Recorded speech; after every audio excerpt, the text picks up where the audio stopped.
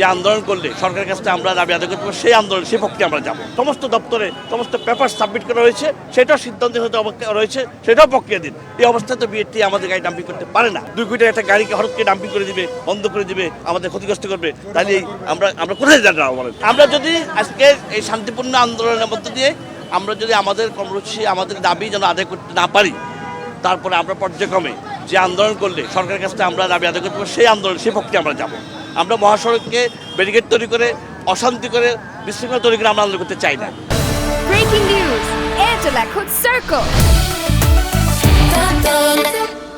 আমরা আমাদের যে প্রক্রিয়া, আমাদের যে দাবি আজকে এখানে উপস্থিত হয়েছে, এখানে সব বাস মালিক সমিতির নেতৃবৃন্দ, এখানে বাস মালিকবৃন্দ, আমাদের এই প্রতিষ্ঠানের সাথে যারা সম্পৃক্ত, যারা এটা করে খায়, যাদের রুজি পরিবার প্রয়োজন করে খায়, তারা এখানে উপস্থিত হয়েছে।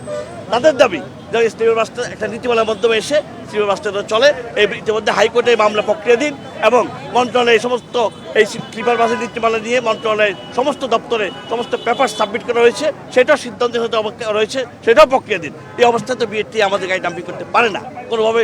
যেহেতু হাইকোর্টের সিদ্ধান্ত এখনো হয়নি, হাইকোর্টে মামলা চলছে, আমরা পক্ষপাত, আরেকটা পক্ষ মামলা করেছে, আমরা পক্ষপাত ছিলাম, আমরা পক্ষপাত আছি, আমাদের সমস্ত ডকুমেন্ট সেখানে আমরা সাবমিট করেছি। আজকেও সেখানে মামলা ডেট আজকেও চলছে। আজকে হাইকোর্টে মামলা অলরেডি আমরা একটা রিপোর্ট পাবো একটু পরে হয়তো বা ইনশাল্লাহ। এরপরে শুনানি চলছে, মন্ত্রণালয়ে আমাদের কাজ চলছে। এই অবস্থাতেও আমাদের একটা প্রতিষ্ঠান একটা 2 কোটি একটা গাড়িকে হঠাৎ করে ডাম্পিং করে দিবে, বন্ধ করে দিবে, আমাদের ক্ষতিগ্রস্ত করবে, তাহলে আমরা কোথায় যাবো বলেন? আমাদের মালিকরা, আমাদের বিনিয়োগ কোথায় যাবে? আমাদের স্টাফরা কোথায় করে খাবে?